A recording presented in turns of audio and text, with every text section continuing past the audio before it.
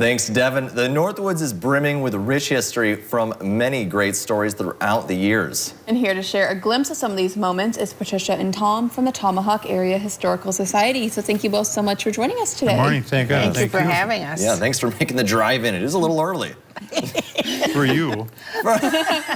This is late for us. That's true. We've been here for a little bit, but yeah. Tomahawk's been around a long time. I mean, 1891 according to your sweatshirt there. That's when it was incorporated. And there's a lot of interesting things that have happened there. And one of them is, I hear, a bank robbery back during the Great Depression. On July 18th, a nice, beautiful Monday morning. Yep. 3 robbers, or 4, pulled up in front of the Bradley Bank. 3 of them got out and went into the bank with not their guns blazing, but they all had 2 pistols. And they, right away, they got in touch with the teller at the window, a guy by the name of Cy Odegaard. And all they did was point the gun at him and said, "Back to the vault." So one of them took him back there. The other one went down the hall to the bank manager's office by the guy by the name of John Ekstrom. And he was in there with an insurance man from Milwaukee by the name of John Nelson. Oh. And they said, "Follow us." And they both had 2 pistols. I don't know why they had 2 pistols. From what I understand, neither one of them had a mask on. Just walk right in. Just walked right in. It was, you know, time nice, before slow, cameras. And... slow Monday morning, what the heck, you know? And they escorted them back to the vault. Okay. The 3rd robber kind of checked the whole building out to make sure there was nobody else, you know, no employees were there. So he went back and they pushed the guys into the vault, and then they stood and scooped all the money into they had a big gunny sack. That's what they put the money in, all the bills and silver, and got everything going. Wow. And they pushed the money in, or pushed the guys in the vault, and the manager, John Ekstrom, pushed a button and the vault door closed. Oh. And these guys they thought there was more money in the vault. The 5 guys are in the vault, you know, and they're stuck in there, and they're pounding on the door and they're swearing at the manager and whatever. Excuse me. So then it got real quiet, and they're in the vault listening to see what's going on. Yeah. And waited till it was quiet, and the manager, he pushed a button and sounded the alarm off. The alarm went off in the bank and also outside. So you knew something was going on. So they waited till it got quiet, and then he pushed the release and the vault door opened again. Oh. And they went out, and at that time, the 3 guys jumped in the car with the getaway driver, and they were going to head down South Tomahawk Avenue. In the meanwhile, they're shooting around the streets there. I think more of a warning. Didn't look like they were shooting at anyone. It's like a get out of my way. Yeah, get out of my way. We got to get out of this town, you know. So they proceeded to go down South Tomahawk Avenue, and one of the robbers, just to defer the attention, threw some rolls of coins out on the pavement that broke, and coins are rolling all over, and if there's any young kids around, they're going to run out and get them. In the meanwhile, they're shooting at random at different businesses going down South Tomahawk Avenue.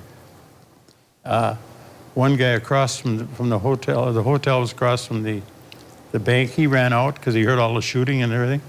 And all of a sudden, bullets went going by him, and he dove under a car. And that was probably the only injury that happened that weekend. He hurt his shoulder because he hit the car when he dove under the car.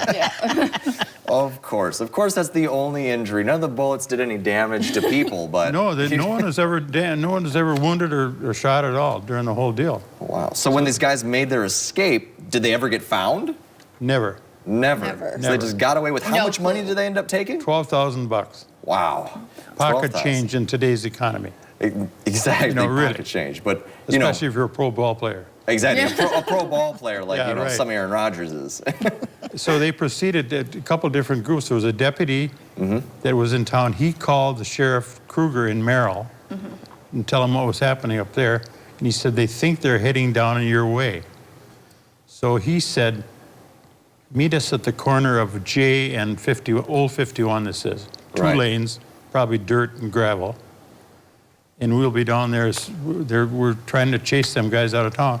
And of course, you got to remember when when the deputies stopped to check these bars, different bars on the way down to J Right? or S or whatever the highway was, the robbers are getting farther and farther away.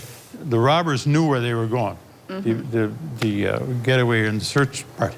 So it's Parties just had no idea where they were going. a well-planned robbery and Really? escape. An escape. And they never were found? Never found. Never found. Well, and that was the one and only robbery of Tomahawk? Bank robbery? To my knowledge. Wow. And I've lived there all my life. Yeah, same. I never heard about any bank robbery going down. Well, I think a lot of stuff went on in those days because as they were going down South Tomahawk Avenue, everybody that was shot at would reach in go in their business and grab a gun and shoot back at them. One of the guys by the name of Red Sands shot at the driver, and he thought he wounded him because the guy kind of swerved, but then kept right on going down South Tomahawk Avenue. A lot of history there, and impressive to know. And if you never go to the Tomahawk Historical Society and look this stuff up or talk to you guys, you hardly ever know any of this. There's a whole story behind it. I got all this here, but it's all in my notes. If people wanted to contact you guys to learn more about this, talk about this, or any of Tomahawk history, what's the best way for them to reach you guys? We have a website, tomahawkhistoricalsociety.com. You can come to the museums. Oh. We are open Tuesday, Wednesday, and Thursday from 11 till 3, June through August, and hopefully we can extend that this year. That'd be great. Yeah. Maybe a weekend day here and there. Well, fantastic. Anything else going on, Pat, for the upcoming year? We hope to have some fundraisers. Nonprofits kind of live on donations and memorials, and we always get a nice donation from the city of Tomahawk, which is just a nice boost for utilities and upkeep on the building. But we would like to have 2 brat fries at one of the local grocery stores. And Tom, we haven't had one for many years. We used to have them, and we finally quit because the group was all getting old. Couldn't flip brats anymore. Oh, boy.